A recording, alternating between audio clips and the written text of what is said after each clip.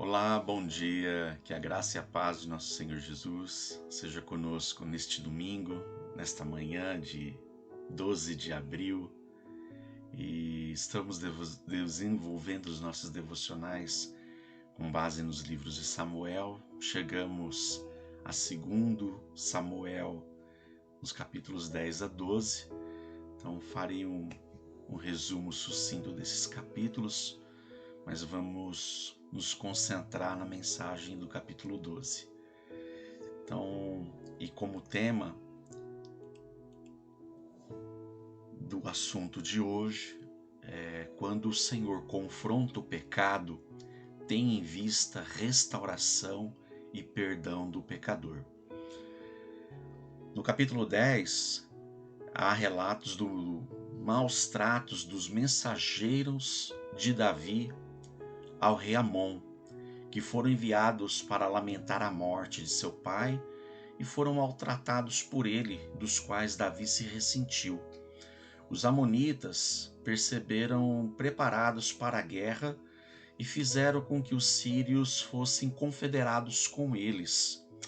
Davi, sendo informado, enviou os seus comandantes Joabe e Abissai ao seu país e dividiu o exército entre eles, de modo que atacou os amonitas e sírios com grande coragem e derrotou os dois e, por consequência, voltou para Jerusalém.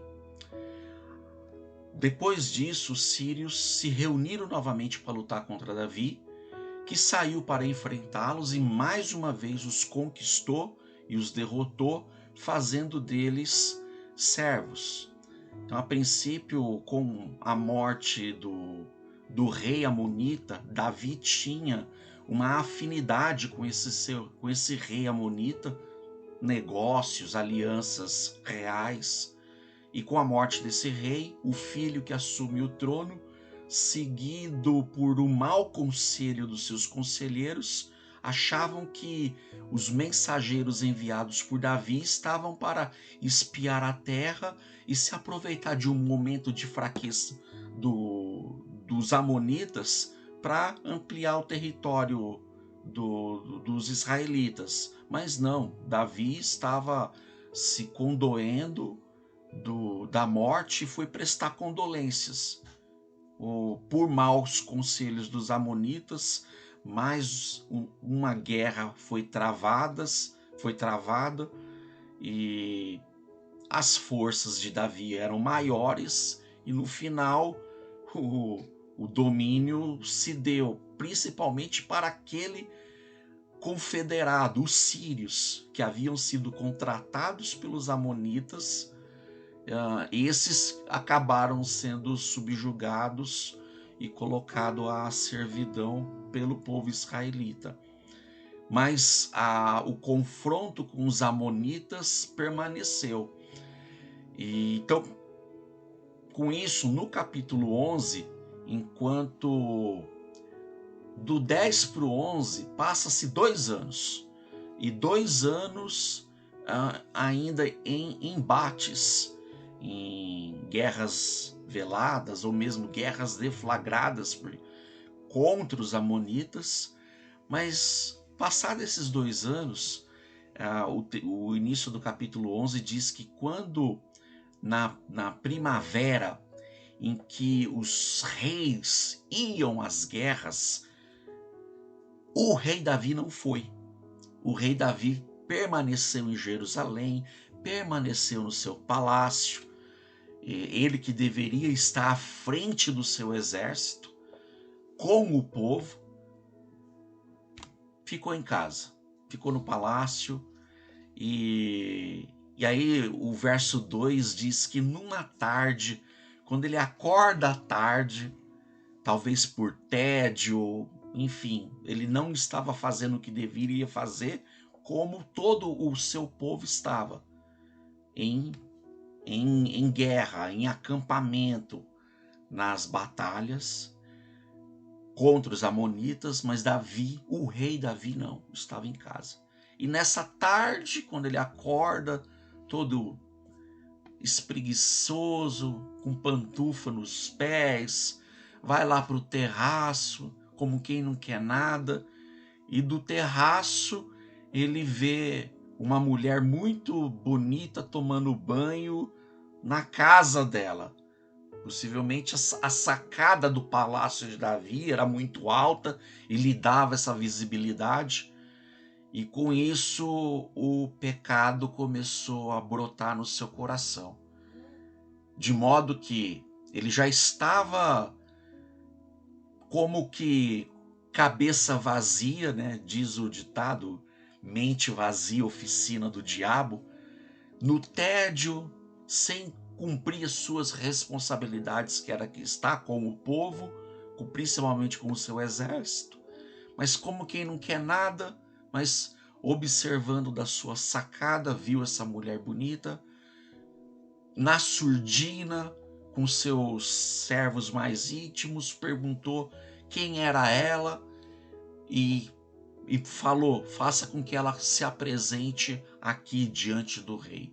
E resumindo a história, Davi, ele adultera contra essa mulher, porque ela era uma mulher casada de um soldado seu, chamado Urias, que estava lá no campo de batalha, e resultando desse adultério, dias depois chega-lhe notícias de que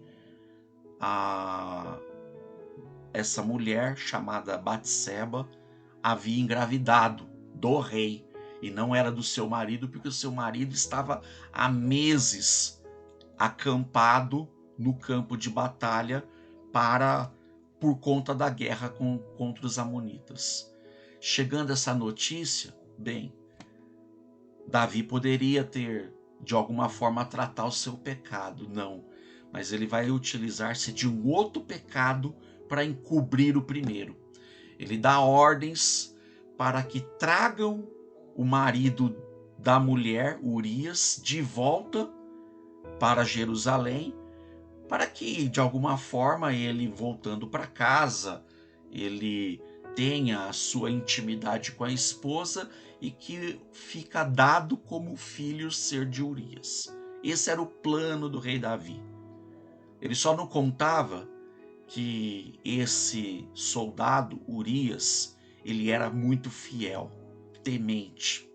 E voltando para Jerusalém, ele se recusou a voltar para sua casa, e já que ele não tinha sido enviado novamente para o exército, ele achava que ia prestar algum relatório, e realmente prestou relatório de como estava andando a guerra. Urias falou: não vou voltar para casa, não é justo. A arca da aliança não habita em tenda.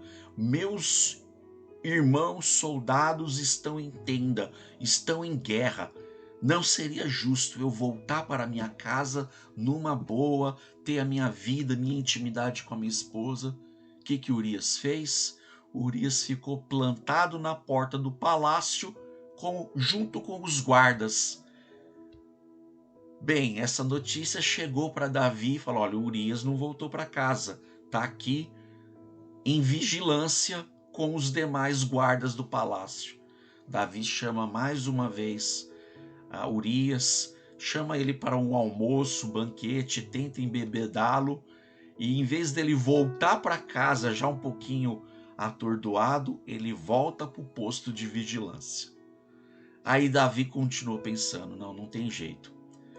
Então ele faz uma carta, sela essa carta, e o conteúdo da carta era para o comandante Joabe, que estava lá liderando o destacamento: Joabe, coloque Urias na frente da batalha e coloque ele no calor da batalha para que ele morra na batalha.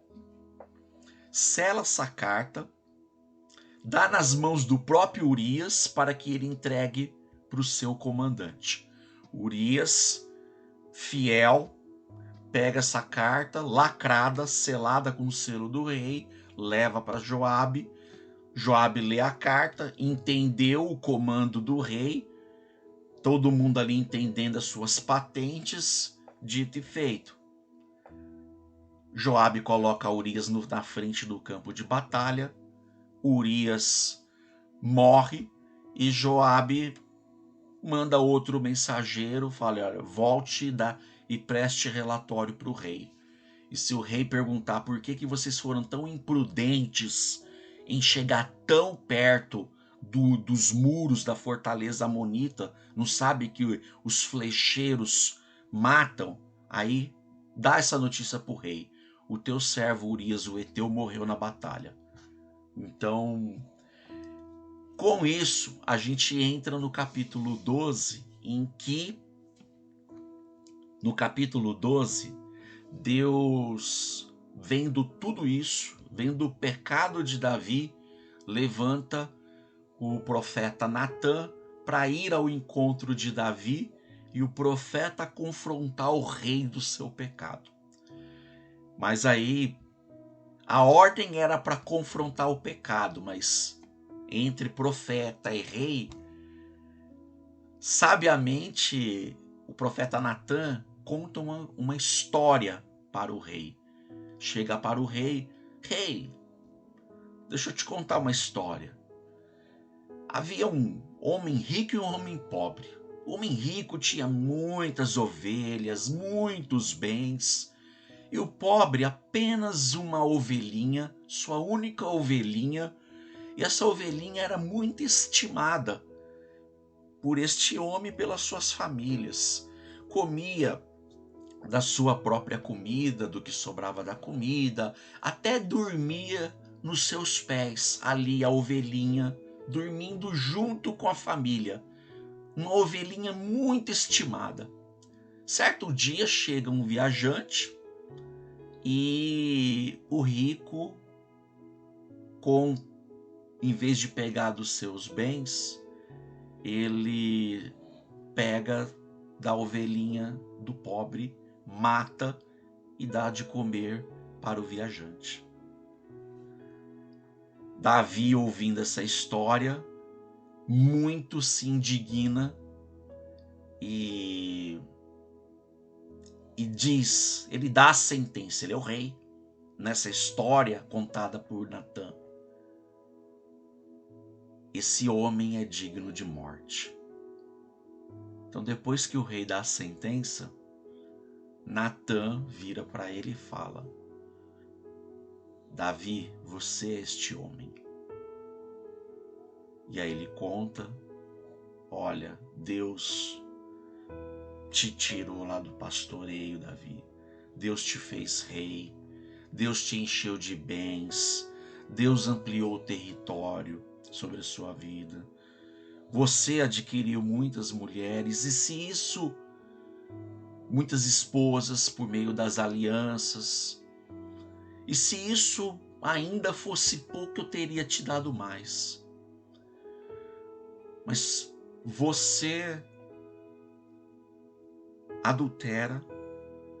Para encobrir o adultério, você mata o marido dessa mulher de uma forma indireta, colocando ele para ser morto.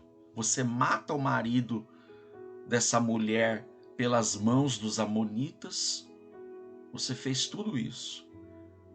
Você pecou, Davi.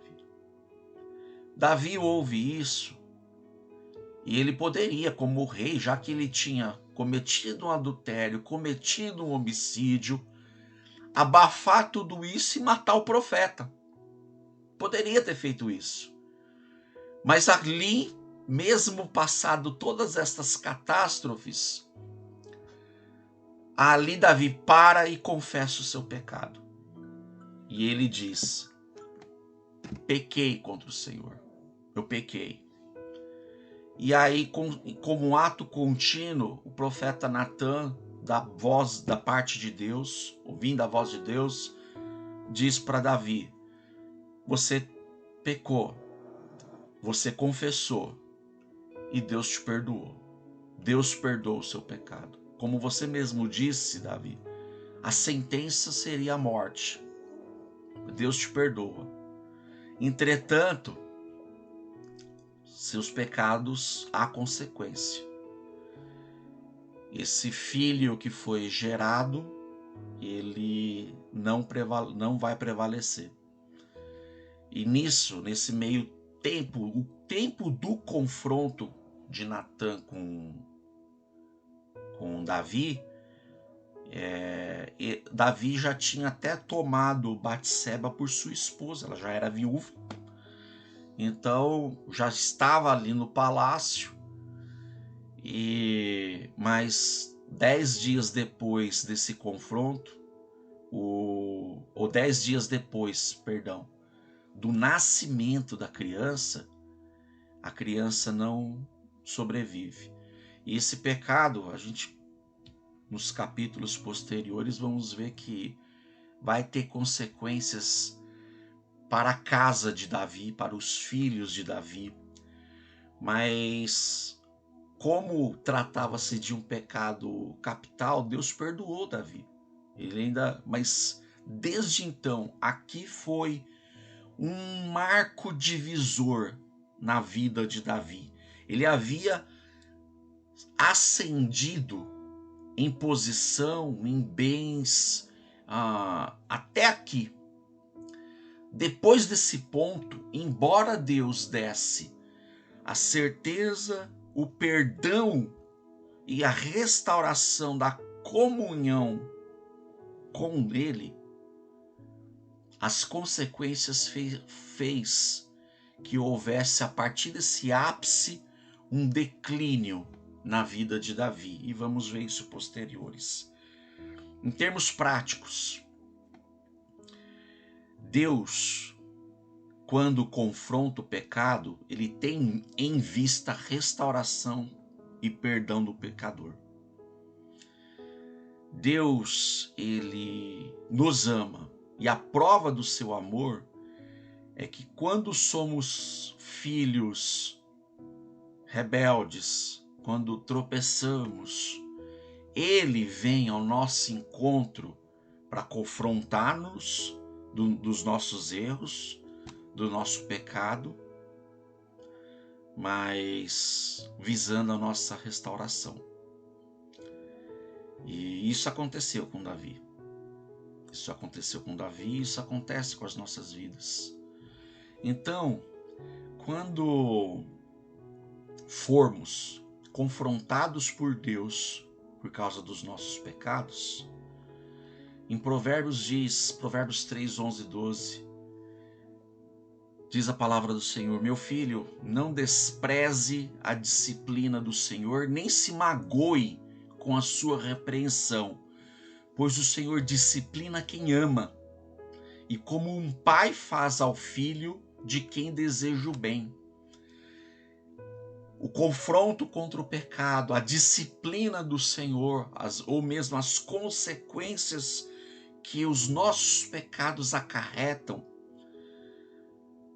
somos desafiados, orientados pela palavra a não desprezar nada disso e nem se magoar com isso, mas entender que é um modo de Deus lidar com as nossas vidas e como sendo prova de amor para conosco, com cada um de nós.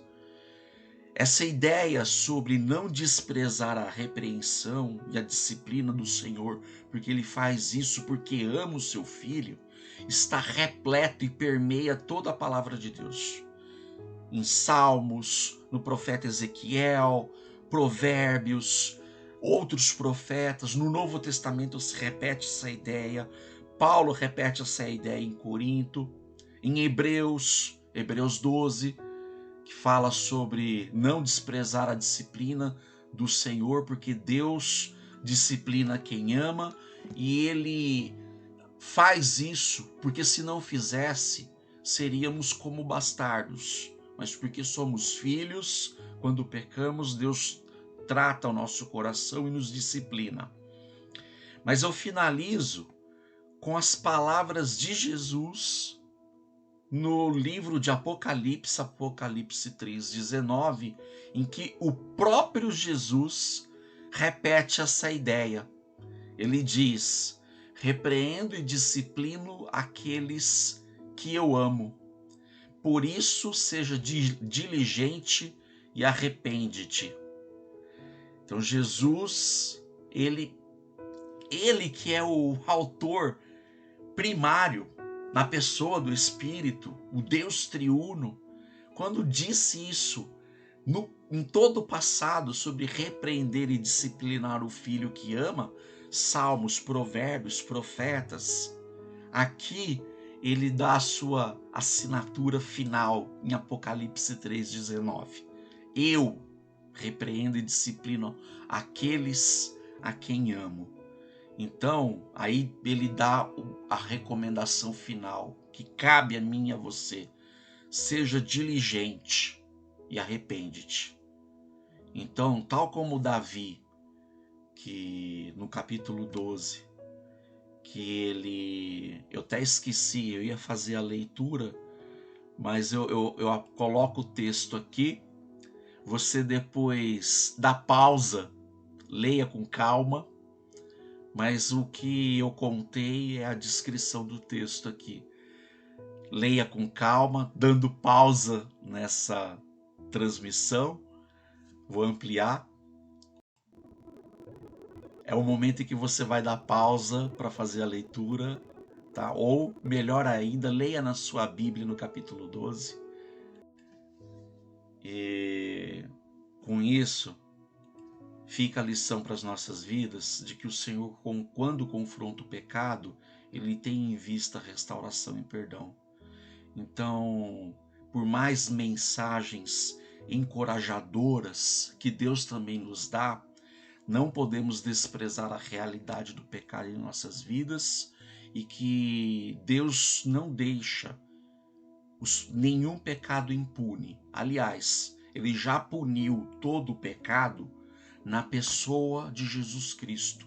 Então, quando eu e você já fizemos a nossa confissão sincera de arrependimento e de entrega das nossas vidas para o Senhor, ele nos perdoa, nos dá restauração, vida eterna, mas quando ainda as condutas pecaminosas nos acontecem como lapsos, tropeços,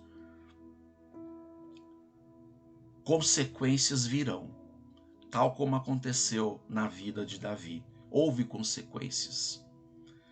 Então, quando somos inseridos na família de Deus, em que Ele nos declara que somos seus filhos, porque os nossos pecados foram perdoados com um alto e caríssimo preço, com morte, mas não a minha morte, nem a sua morte, mas a morte de Jesus.